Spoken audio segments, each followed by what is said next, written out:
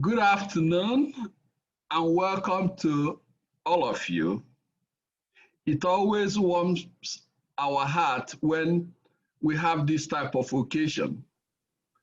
The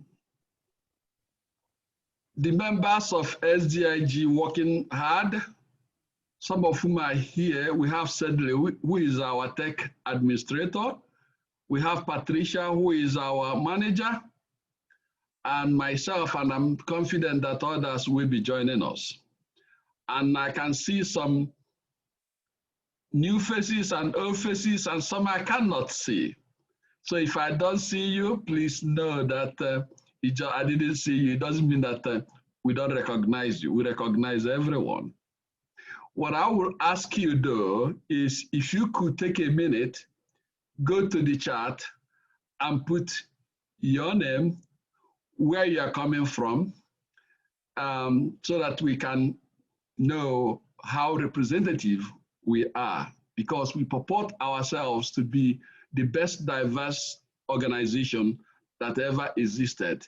Not like some people use words to say diversity, but we actually operationalize it. And we continue to push on the frontier to ensure that we sustain it. Today, I just want to say that systemic diversity is committed to sharing ideas, giving voices to all, especially those who are often prevented from expressing themselves. And the session today would essentially be presented by Pete. Pete, who gave this quote from Theodore Roosevelt: the more you know about past, the better the better prepared you are for the future. Similarly, founders of this nation, during their time, they read all kinds of books, including some of whom I will point at.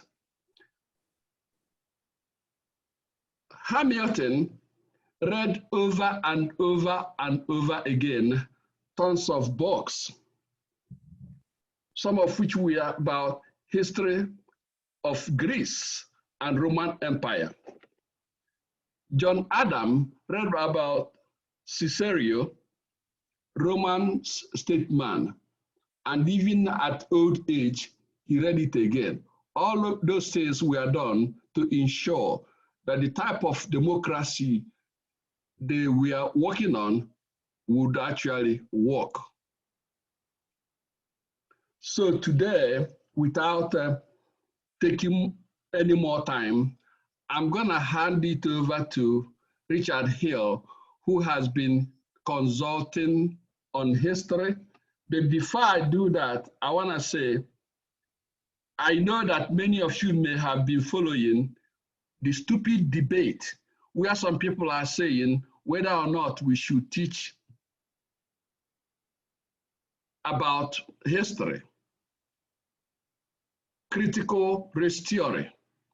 And some people say we shouldn't. And some people who believe in history contend that we must. Anne Applegate, who wrote a new book titled The Twilight of Democracy, the Seductive Law of Authoritarianism. She articulated the importance of our looking at history and learning from that. So without going further, we are celebrating today as the 10th first celebration, official celebration as one of the national holidays. And within these discussions, we have all kinds of stories. But I'm gonna shift it to Richard because sometimes people have different versions of the stories. So we're gonna shift to Mr. Hill by asking him a simple question, which is, Mr. Hill, is it true that December 6th, 1865 was the day all slaves were legally freed? And I think this is an important question as we celebrate this momentous occasion. So it's my pleasure to invite you, Mr. Hale. You take it from here. Thank you, Dr. Nwoye. And the answer to your question is absolutely. No slaves in America, as shocking as this may sound, were freed on Juneteenth or any other day. The only day in American history, as recorded by American historians, that Black people were truly free was December 6, 1865. And I'm just curious to know how many of you barbecue on December the 6th to celebrate the freedom of Black folks in these United States. I would hazard to guess probably none of you, and it's not your fault. Dr. Nwoye alluded to the term critical race theory. One of the reasons why I've been an advocate of this theory is for this very reason. You see, when you don't learn things in context, then you end up celebrating things that are not worthy of celebration. Now, before I get started, let me preface it by saying this. I love a good picnic as much as the next person. Hell, I even celebrate July the 4th, and I know good and well not one Black person was freed on July 4th, but it doesn't stop me from barbecuing. Likewise, when I'm done with today's lesson, please know I'm headed to my patio to barbecue on Juneteenth. My goal today, however, is to get you to understand what necessitated a Juneteenth and why we still talk about it 100+ years later. So let's go into the past, if you will follow me, to a gentleman by the name of Benjamin Franklin. Not that Benjamin Franklin, but this Benjamin Franklin, Benjamin Franklin Butler. Benjamin Franklin Butler should have monuments in every Black neighborhood. For every street named MLK, there should be one named Benjamin Franklin Butler. Under his leadership, 15 African-American soldiers received the Medal of Honor. Under his congressional leadership, over 100+ years prior to Martin Luther King Jr. ever thinking about a '64 Civil Rights Act, this guy had already did the 1875 Civil Rights Act with pretty much the exact same language that would appear in 1964. He was a progressive ahead of his time. And again, I'm almost certain many of you listening to me right now have not heard of Benjamin Franklin Butler. Critical race theory is real. On May 27, 1861, this same guy, Benjamin Franklin Butler, would be the first American to free, I'm going to say this again, the first American government official to free a slave. Now, lots of people had freed slaves prior to that through manumission. But this guy, Benjamin Franklin Butler, came up with what is known as the Fort Monroe Doctrine. And here's my challenge to you today, by the way.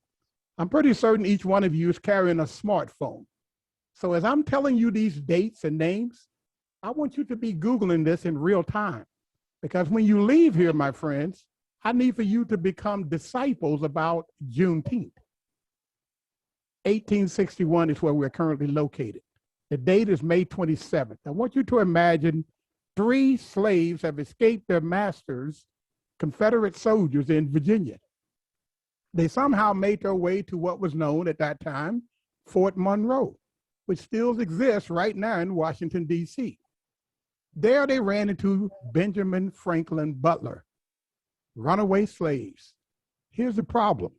You see, in 1850, the United States Congress passed something known as the Fugitive Slave Act, which said every American citizen was obligated to return slaves to their masters. That's the law, my friend, in 1861. Butler, however, blew off that law.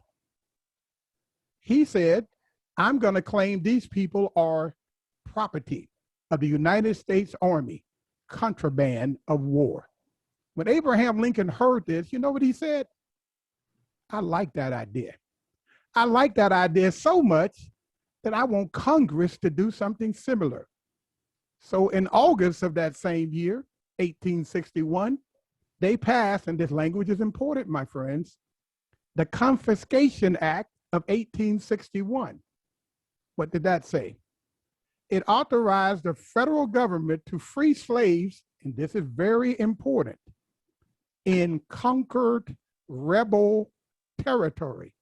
It prohibited the return of slaves. Here's the problem. The Fugitive Slave Act is still a thing. It is still the law of the land. So even though the Congress has passed this, it hasn't made it to the Supreme Court yet. So technically, it's not constitutional. Or at least it hadn't been challenged yet. During this same time frame, a fellow that you probably saw in that movie Lincoln, Thaddeus Stevens. Thaddeus Stevens said to Abraham Lincoln in 1862, "Hey, Abe, do you know that you are leading one of the largest slaveholding places in America?" And Abe said, "The dickens you say, what do you mean?" He said, "Sir, you're in charge of the District of Columbia. You know you could free every slave in the district." Really? Ladies and gentlemen, Abraham Lincoln challenged Congress to come up with something known as the Washington, D.C. Compensated Emancipation Act. Key words again, Compensated Emancipation Act. Why is that important? When they passed the District of Columbia Compensation and Emancipation Act, we discovered the exact price of a Negro in 1862. You know what it was? Because remember, they got to compensate people. $300. That is what a black person was worth, according to Abraham Lincoln. 300. Every slave owner was paid in the District of Columbia $300. In fact, $1 million was set aside by the United States Congress to pay slave owners in the district. Now, I want you to think about that for a moment for those of you who live where I live, the DMV. That stands for the District, Maryland, and Virginia. What that means is if you were in DC, you were free. But what if you lived in Virginia or Baltimore? You were not free. That is how ridiculous this is in this time frame. But Abraham Lincoln has to do this balancing act of not upsetting Maryland, which is a border state, so that they didn't become a Confederate state. And you're going to learn as I continue this presentation what Lincoln thought about slaves and slavery. They were not the same things, I promise you. Here's the other stipulation with that Compensation Act. Do you know that they set aside another $100,000 for this purpose? For every free slave, they were offering $100 to get the hell out of America. You had two options: go to Haiti or go to Liberia. Free you, and then they wanted you to leave. That is a fact. You can Google it. Here's the deal before I get into the Fifth Amendment. To this very day in Washington, D.C., on April the 16th, they celebrate Emancipation Day. And I want you to know from this point forward, Abraham Lincoln died at the age of 56. When he died, he'd only liberated slaves in the District of Columbia. Everybody else from that day, April 16th, 1862, to December 6th, 1865, nobody who was a slave was freed, period. Why was that? As you can see, this is the Fifth Amendment in front of you. Most of us know the Fifth Amendment from cop shows. You have the right to remain silent. Anything you say or do, yada, yada, yada. But what we forget, and this is why critical race theory is so important, the Fifth Amendment was written by the Founding Fathers. It was one of the original 10 amendments to the Constitution. What were they amending and what were they protecting? Look at the language here, my friends. And I want you to imagine the majority of those Founding Fathers were slaveholders. No person shall be deprived of life, liberty, or property. What do you think they meant by property? Without due process of law, nor shall private property, I wonder what that could be taken for public use without just compensation. Hence, the name Compensated Emancipation Act, because they understood if they didn't pay those slaveholders in the district, they would be violating the Fifth Amendment to the Constitution. That is very important when you start talking about the Emancipation Proclamation. Now, here's the thing. In 1862, there was a Confiscation Act which was passed on July 17th. Here's what it said to the Confederate military. If you are in the Confederate Army as a military person or as a civilian, you got 60 days to free your slaves. And if you don't, listen to this part, my friends, you will be taken to criminal proceedings. Why would they have to take them to court? They had to take them to court because of this Fifth Amendment. This is why we need to understand, and let me go back once again, no person shall be. That is very important when it comes to Black folk in these United States. You were property protected by the Fifth Amendment. In 1862, once again, I repeat, slaveholders were told you got 60 days to release your slaves or face court proceedings. Now that is in July.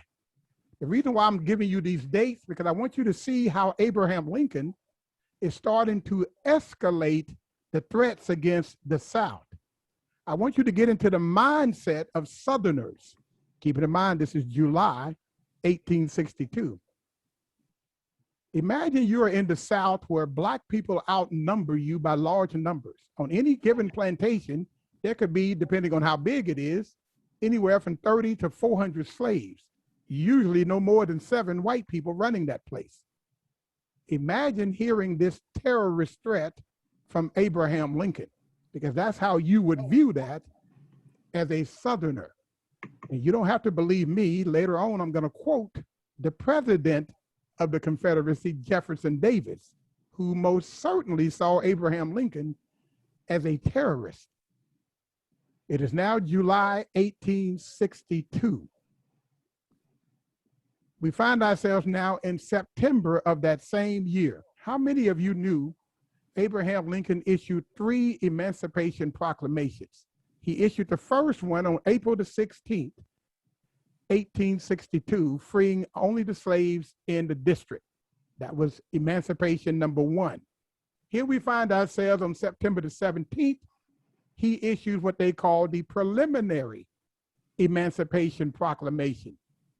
It's the exact same language of the one that you are familiar with, only this time around, he's telling the South, hey, look here, guys, I'm giving you until January the 1st, 1863, to let those Black folks go, or I'm going to free them with an Emancipation Proclamation.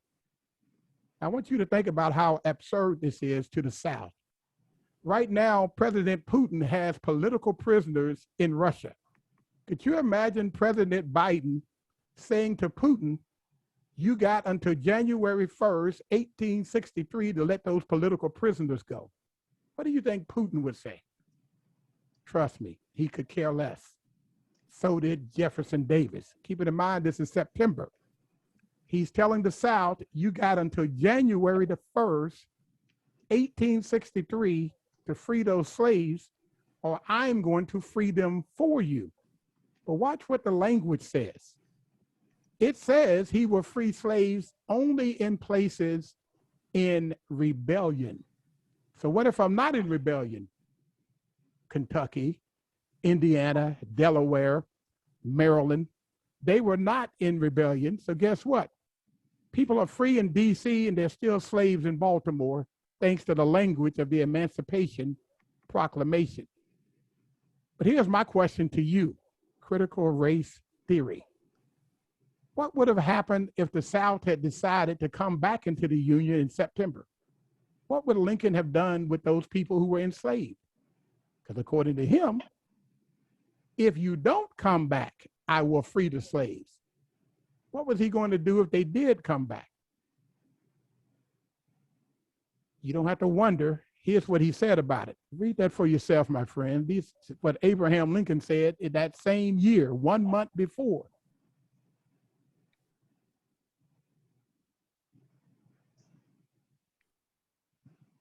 And if that is unclear to you, it was very clear to Lincoln, so much so that that exact same attitude, I will free some, keep others enslaved, would be exactly what he did on January 1st, 1863, when he finally so-called freed 3 million Black folks. He issued the Emancipation Proclamation, but I promise you, no slave was ever legally freed by Abraham Lincoln unless you count the Compensated Emancipation Act of 1862. Furthermore, the Emancipation Proclamation, the one we all learned about in school, did not apply to enslaved people in Missouri, Kentucky, Delaware, or Maryland, because Lincoln was afraid they may join the South. So he basically said, I'm willing to sacrifice those slaves. Slaves were not freed by proclamation, by the way. They were only freed if a Union soldier showed up and defeated the Confederates in your town. So I'm going to say that again. It is true that on a piece of paper, Abraham Lincoln said, you are henceforth and forever free. But until a soldier showed up in your town, I don't care whether you were in Tennessee, Kentucky, Alabama, Arkansas, if your state was in rebellion and no Union soldiers showed up, like the people in Texas, you too was still enslaved. It was not the emancipation that freed people, it was soldiers. The question then becomes, did Lincoln have the legal authority to free slaves? Critical race theory. Did you know that President Lincoln justified the Emancipation Proclamation as a necessary war measure? In other words, I want you to imagine when President Biden issues a executive order, he always starts with, by the power vested in me as the President of the United States. You know what Abraham Lincoln had to say in the Emancipation Proclamation? For those of you who are looking it up, look it up. He doesn't say he's doing it because he's the president. He claims he's doing it because he's the commander-in-chief of the Army and Navy, because that's all we had back then. Because he knew anything he did would be violating the Fifth Amendment to the Constitution. Did you know that in 1857, the Fugitive Slave Act was held up by by the Supreme Court in a case you learned about in history but never connected to Juneteenth? Dred Scott. Dred Scott was a slave who escaped to free territory. But because of the Fifth Amendment and the Fugitive Slave Act, Chief Justice Taney said the following. It would sound offensive, but it ain't me saying it, it's him. The Negro has no rights that the white man is bound to respect. Therefore, Dred Scott would die a slave, because he was quoting the United States Constitution, its Fifth Amendment, and an act of Congress, the 1850 Fugitive Slave Act. And I promise you, all of this is connected to Juneteenth.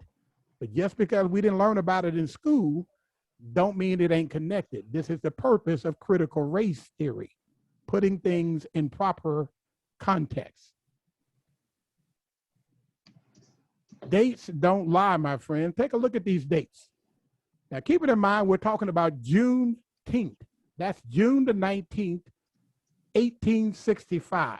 First and foremost, notice the South is still fighting until April of 1865, April. Back then, they had telegraphs. That is how they got messages across the country.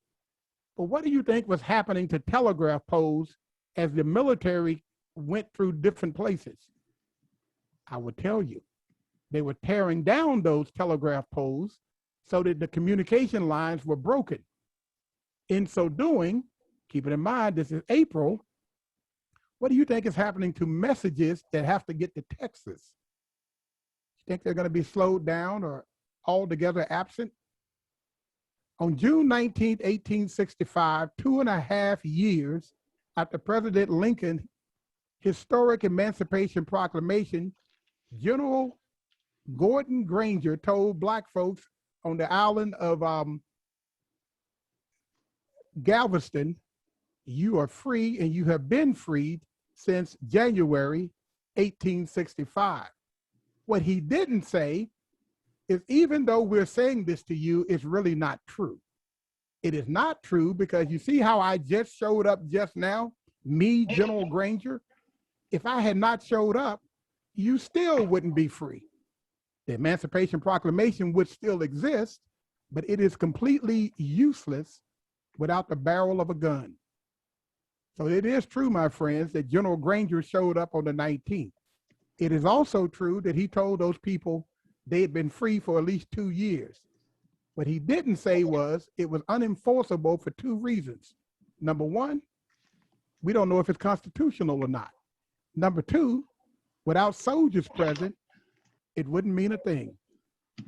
The date that every American should be celebrating, and yet nobody talks about, not July the 4th, it's not June 19th, it is December 6th, 1865, when the 13th Amendment was finally ratified. It ended slavery in every place except the penal system, which would lead to all kinds of horrible things for Black folks starting in the 1890s, continuing to, well, today. Dates don't lie.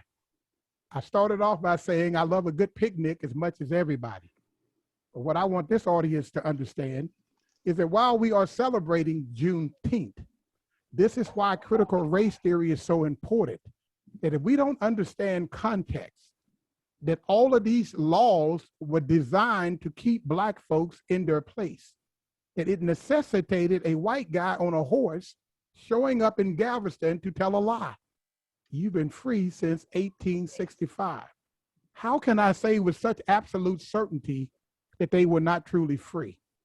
My friends, whether you were in Texas, Mississippi, Alabama, Georgia, South or North Carolina, or Virginia, even after they passed the 13th Amendment on December the 6th, 1865, do you know you still were not free?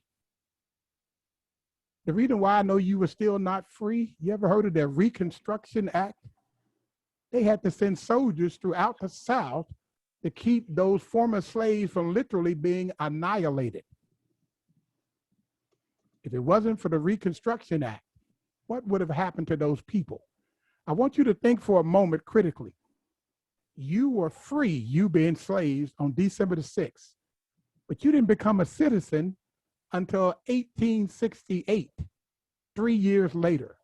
That means you were free to be raped, murdered, killed, lynched, anything they wanted to do to you, because you were free, but you were not a citizen. You did not become a citizen until the 14th Amendment was passed. And even that didn't secure your freedom. It would take a 1964, that would be the year I was born, in case you think that is ancient history. Critical race theory is necessary and real. If you do not understand context, you'll be celebrating things without realizing what you are celebrating. Juneteenth is a great occurrence. For those people on Galveston Island, I applaud them for understanding, in theory, they were free. But in reality, my friends, no African American was truly free until the passage and enforcement of the 1964 and 65, that Civil Rights Act and Voting Rights Act. That's not that long ago. I am 56 years old, born the same year that these two things were passed I just mentioned to you. 1865 is Galveston. 1964 is when true freedom occurred in America for people that look like me. But if you don't understand critical race theory, where it says we have to look at what laws, policies, procedures, and common practices have done to keep a segment of Americans in their place, then you're just celebrating another barbecue. It is my hope and my expectation that just half of what I said to you today made sense. These folks you see here are some of the very early people celebrating Juneteenth. But did you know it wasn't even called Juneteenth in the beginning? Newspaper articles from 1868 to 1871 uniformly referred to it as what it was, Emancipation Day. Did you know that it was in 1980 that Texas became the first state to celebrate as a paid holiday Juneteenth? There are 3 states, as I speak to you right now, that still do not celebrate on a state level Juneteenth. That would be Hawaii, North Dakota, and South Dakota. In fact, according to a congressional research report, 47 states do not acknowledge Juneteenth. And it is Texas, New York, Pennsylvania. They are the only ones who you actually get paid for celebrating June 19th. And I'm talking at the state level. Now, as we all know, today is the first day that we have ever celebrated Juneteenth as a national holiday. So kudos to the Congress and the president for doing that. But here's my question to this audience, because I know you're all critical thinkers. Do you know that General Granger didn't free one slave, yet we're celebrating what he did on Juneteenth? Dr. Martin Luther King Jr., through his actions and those who were surrounding him, freed millions through the 64 Civil Rights Act and the 65 Voting Rights Act. You know how long it took him to get a federal holiday? 2 decades. When the Congress put their minds together to do Juneteenth, they did it from January the 20th, 2001 to today. That's how quick they were able to get it done. Yet a man who lost his life literally for the freedom of people that look like me, it took 2 decades to recognize his contributions to freedom. I'll let you figure out why that is so. Here's some more interesting facts. Did you know the colors of Juneteenth are actually red, white, and blue? Because they want you to know that the descendants of slaves are in fact Americans. Another interesting tidbit is this guy you see on the picture here. Many of you probably don't know who he is. In the great state of Texas, he was known as Farmer Jim. Farmer Jim got elected on the 50th anniversary of all things, the 13th Amendment to the Constitution, 1915. What he did that got him on my slideshow, he reached out to 32 Black male prisoners in state penitentiaries and 8 females who were locked up in the Fort Worth Police Department, and he gave them executive clemency for 1 day so that they could celebrate Juneteenth. My friends, now you know the rest of his story. Are there any questions? Well, thank you. So, ladies and gentlemen, he has just opened the opportunity for questions. I'm sure you have a lot of it. So I will say, Mr. Adam, could you please help me in monitoring those who could speak and those whom we can just read their question, they can as well put it on the board. Thank you.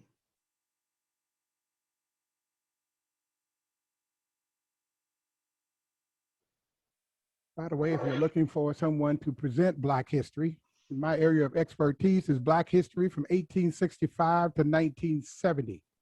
I've done presentations across the federal government at historically Black colleges and churches.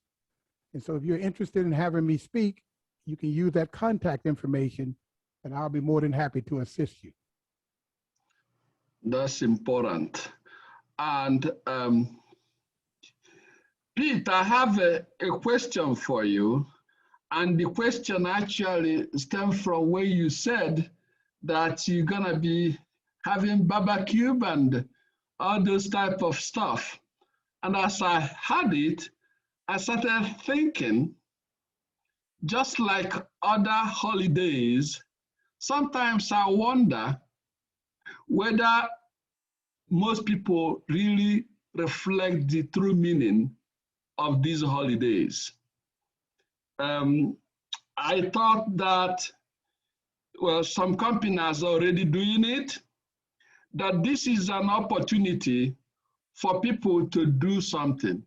We have constitutional amendments, or if you want to call it amendment 13th, 14th, 15th, 19th, all these were for one right or another.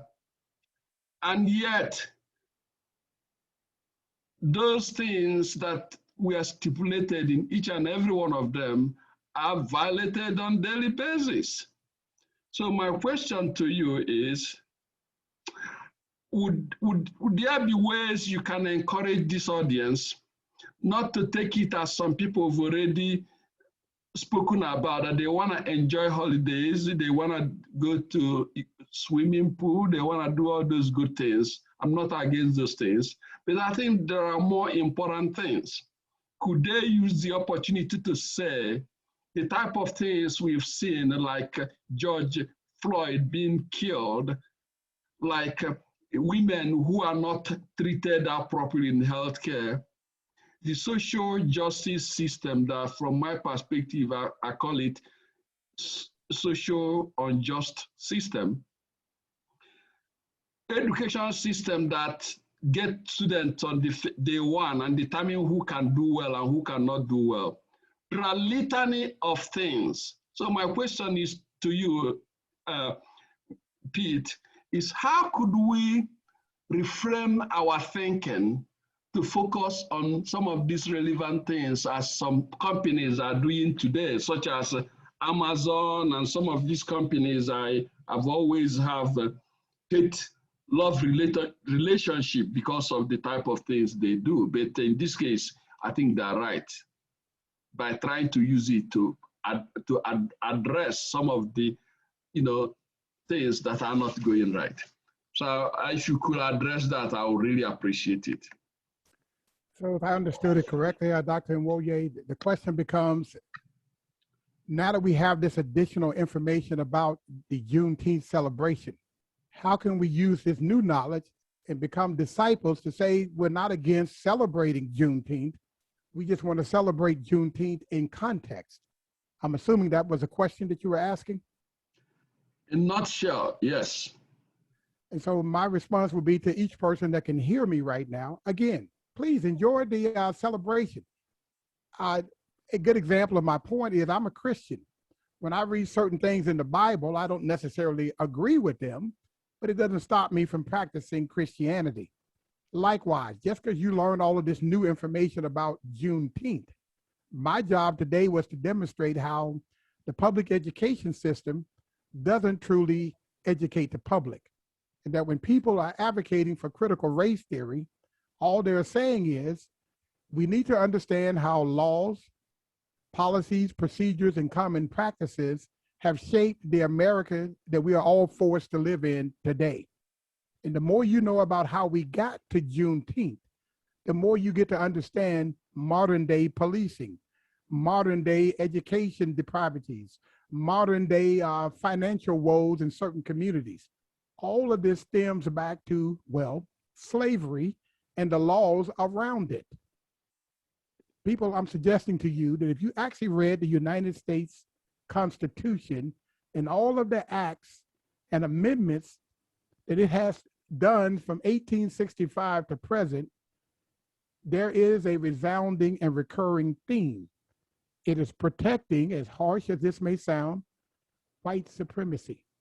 And as I like to say to people, do not be off-put by the term white. White is a social construct no different than black.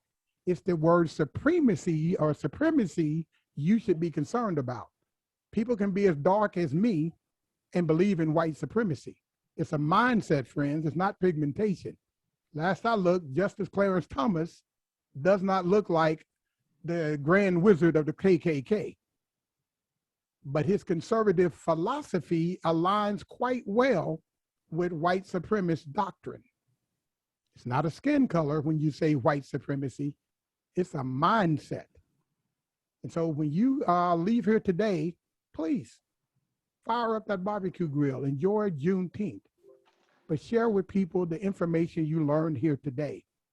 Abraham Lincoln had two frames of mind. He was anti-slavery, but he didn't give a damn about slaves. If it was up to him, had he lived, this is what people forget.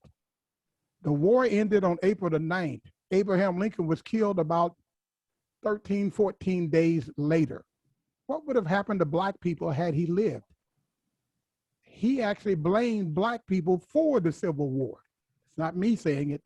History books say it. That includes Frederick Douglass was in the room. He was blaming them for the war.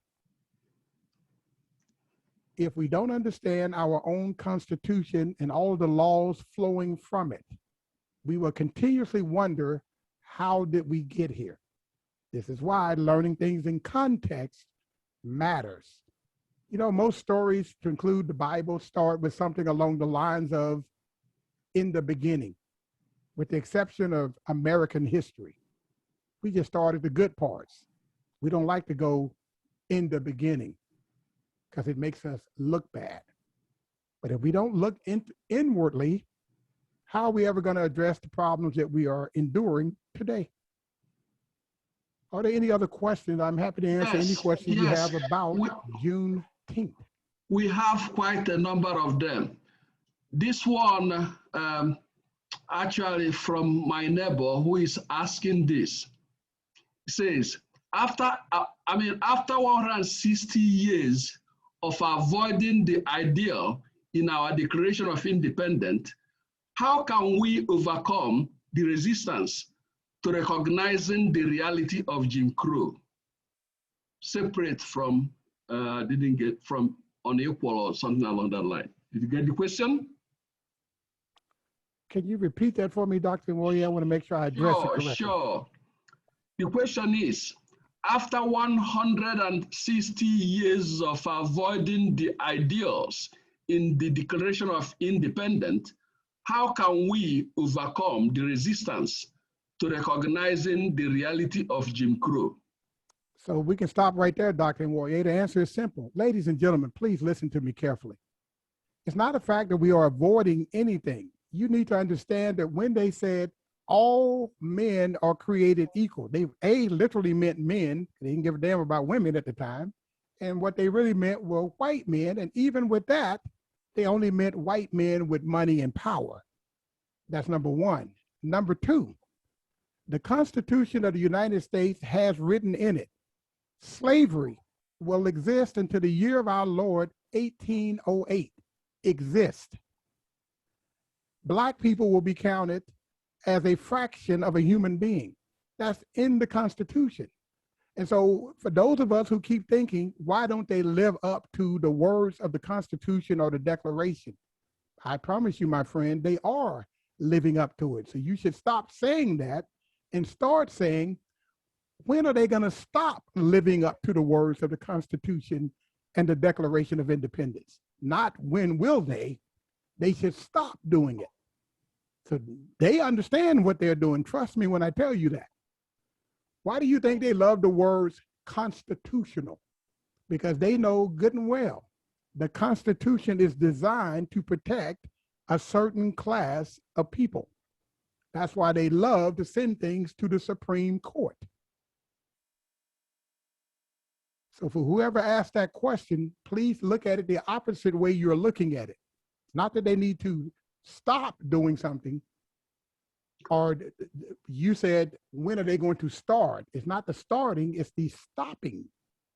Because they are believing what was written, that is why we have the problems we have today.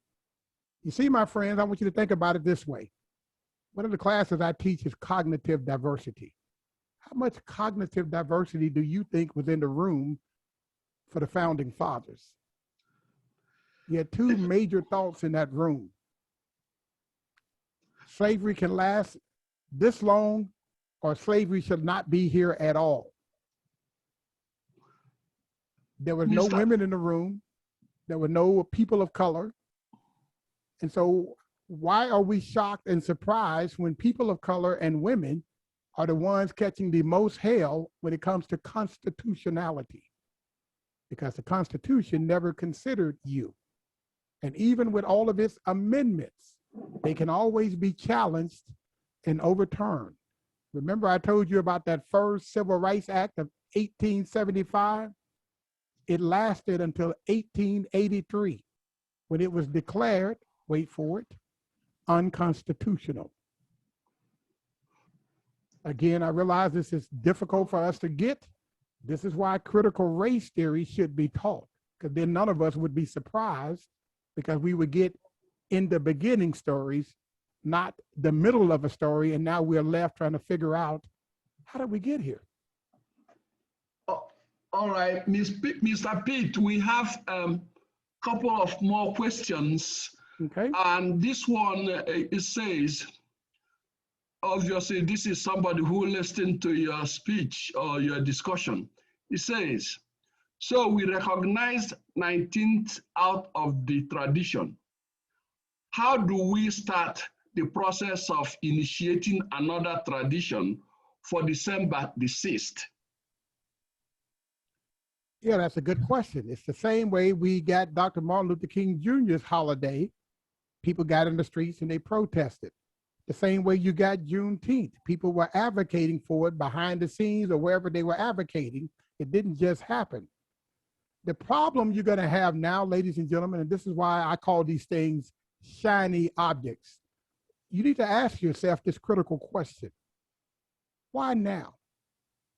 Why Juneteenth now? After all that's going on in America right now, this is Congress's priority. You got Senate Bill 1, HR 1, voting rights, something that is sacred for all Americans. Yet they take zero actions on that. It's not important. But they found the time to give you Juneteenth, shiny, bright object. You know what it did? Exactly what it was designed to do. Change the narrative. Now everybody's celebrating this Juneteenth. Here's going to be the problem. The more people will start learning about December the 6th, because now the focus is going to be on Juneteenth. And people are going to rightfully start asking, wait a minute, how were slaves freed on Juneteenth when December 6th is the 13th Amendment? How do we get a December 6th celebration was a question. You're going to have to advocate for it. The problem you're going to run into, they're going to say, didn't we just give you Juneteenth? You people are never satisfied. When the point is, my friends, they should have never gave you Juneteenth. They should have gave you December 6th. But in order to give you December the 6th, more questions will be asked. More critical thinking will be necessary. And it makes it more difficult for those who are anti-critical race theory to justify their opposition. Because once people find out stuff, they want to learn more. The more people are learning about Juneteenth, trust me when I tell you, the more they're going to realize it is a bogus celebration in every sense of the word. Any other questions, Dr. Nwoye? Yeah, let me pose this because I understand the importance of history. I recall very vividly in my fifth grade teacher came to class one early morning, and as we did in that part of the world, the class monitor clapped his hand. Everybody stood up. Clapped again, we say, "Good morning, teacher." Everybody sat down. It's unlike here where you see students shuffling their foot when they are late for class, especially when they have substitute teacher. So with that, he told us that history is the study of past events. And he proceeded to answer, the reason why we study history is to prevent yesteryear's mistakes. So my question is to you is, or you've already addressed the issue of critical race theory, but how would you address this sustained misconception of history, where we have a single-minded history, often propagated by those who want to deny or sweep the true history under the rug? Because in my opinion, if history is taught correctly, we shouldn't be hearing Tulsa, Oklahoma That is the issue of, the Black Wall Street. A lot of people, you're surprised that you hear some people who had their PhDs in areas of social studies, but they had no idea of such a thing. How do we reverse that course and prevent misconception being taught in our schools? So it starts with your legislatures, Dr. Nwoye. The more you elect people who don't care about history, the more likely you are not to have history. So let's take a look at what I'm saying to you. Number one, whenever somebody does something, you need to always ask who's going to benefit. So you got all these people who are against teaching history in its full context. Why is that? Because at the end of the day, the powers to be realize that once the average American, irrespective of their nationality, their ethnicity, once they fully understand American history, then they would really see who is causing the problems of society. The less you know about history, the easier it is for powers to blame the other. The more you know about history, the less likely you are to be susceptible to listening to that. And so what do? They underfund teaching. They ban certain types of teaching. And so that is because they understand what many of us don't. If the average American truly understood what is going on, they would unite and they would oust the people that are in power. You don't have to believe me. Listen to your average politician. They are always vilifying the other. And if you don't know the history of that other, you're more likely to fall for it. Throughout our history, they have gone out of their way to ensure, and I'm just going to use the two major races, and when I say major, I'm talking historically major, Black people and white people. Starting with the Bacon Rebellion way back in the 17th century. Once people with money realized, oh my God, poor whites and poor Blacks are about to unite against us, they created the concept of whiteness. During the 1920s, when unions became a thing, and Blacks and whites in the South wanted to get together and form unions, they started labeling them communists. Once you did that, it made you less likely to want to join a union. And so to answer your question, Dr. Nwoye, when it comes to teaching history in America, people have a vested interest to ensure you never know the truth. Because the more Americans become aware of their similarities, the more they are likely to unite and oust the people causing the true division in this country. History, my friends, is a weapon. And in the wrong hands, it can be mortally dangerous. Any other questions, Dr. Nwoye? Okay, I think we probably will have more, but time is actually running against us. And I'm wondering whether you could give us a summary and perhaps share with us what direction you think we can be moving besides those things you said, or if you can give us a summation of it, I will appreciate it. In summary, ladies and gentlemen, what I would say to each of you, as a young boy, I didn't have the internet. I had the Encyclopedia Britannica. And so I was self-taught. Today, you do have the internet. And so there's absolutely no reason why we shouldn't know all we need to know, irrespective of what politicians are saying and doing about critical race theory. Nobody is blocking you from self-learning. Everything I talked about today, I taught myself by using public information. It is incumbent upon each of you, if you want to make a difference, to educate yourself on what is really going on with America's laws, policies, procedures, and common practices. And how do one thing in history lead to things that are still true today? And if you don't see that connection from past events to current events, as they say, if you don't stand for something, you will fall for anything.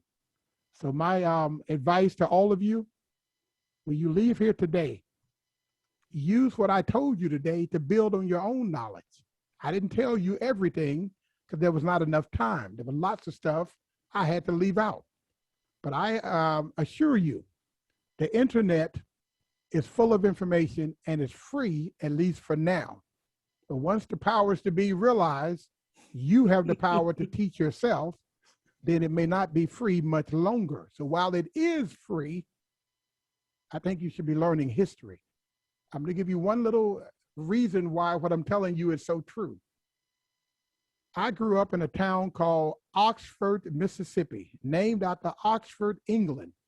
In 1962, from September the 29th to October the 2nd, the Second Civil War in the United States was underfoot. It was the only time in modern history that the United States Armed Forces were resegregated. Yet, I guarantee you, not one of you learned that in your history books. Completely left out. I grew up in the town in which 35,000 soldiers were marching around from September 29th to roughly late October, occupation. Martial law was in my hometown. Yet, how many of you knew that? This is my point about what they don't teach you in school. John F. Kennedy was in the middle of the Cuban Missile Crisis. I bet you learned about that. But simultaneously, he was fighting the Second Civil War in America. That had things went wrong, it could have spread across the South. And despite his best efforts to screw that up, luck was on his side and it didn't go sideways. That's not in your history books, but it is history. How much more don't you know, and why should you know it? Please, I beg of you, go to the internet and whatever you can think of, learn something about it. I promise you, it still has relevance to what you are enduring right now. That's all I have for the audience, Dr. Nwoye. I thank you and the audience for your time. Thank you, Pete. I think as usual, and expected, I might say, I like what you did, and we have a lot of positive comments about your work, which I'm familiar with. To the audience, I will say this. Pete had lamented on the importance of studying, getting on the know. What you don't know will hurt you. There's something they say, ignorance is not excuse when you break the law. So educate yourself, and more importantly, be an independent thinker, objective thinker, compassionate individual. Work with people who are not like you because they are the people you learn the best from. And when you support people, you get to what I believe and always believe, that human beings are by nature good. Unfortunately, the infrastructure of division we have among ourselves impedes the ability of our getting to know people and learning from them. I'm confident that if we do that and be independent and objective observer and doing the right thing, we're gonna get a better world. On that note, thank you very much and stay tuned for next session of SDIG program. And we are gonna be getting stronger, more dynamic, more planning-oriented divisions of work. I'm so glad with the workforce we have now, very talented, and the best are yet to come. On that note, thank you very much.